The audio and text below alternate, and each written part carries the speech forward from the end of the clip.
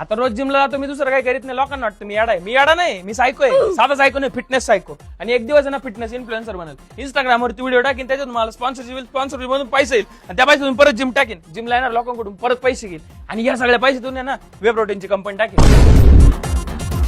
हे काय करत राहतो रे सारखं? सायंटिफिक स्टडीज नुसार आहे ना, वुमेनला सगळ्यात जास्त अट्रॅक्ट करणार मेल बॉडी पार्ट म्हणजे आर्म्स आहे. तेच डेव्हलप करतोय. अरे वा, तुला लय पोरे अप्रोच करत असतील का रे? सिंगल आहे रे मी. अरे मग काय उपयोग आहे तुझा एवढी बॉडी बनवून? हा पाय डेड बॉडी, याच्या 5 गर्लफ्रेंड आहे. दादा तू कंटिन्यू जिम करतो, मग ढेरकावर बाहेर आली तुझी. ए ढेरे का ती बल्किंग चालू आहे माझी हिवाळ्यात. कटिंग करीन आता. जिम मध्ये नाही का असा शहाणा होता.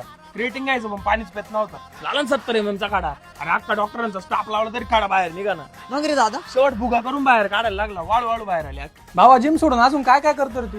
साईड असेल चालू आहे रे माझी सध्या. हे असल बिसल मला सांगतोय, लोकांसमोर नको बोलू, हसतील लोक तुला. चला हवाय उद्या चालू आहे. भाऊ कदम येतो.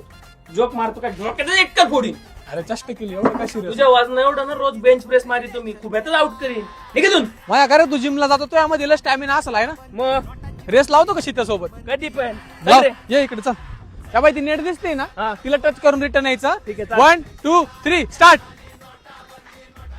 ए यार दादा कुठं आहे? काय झालं तुला?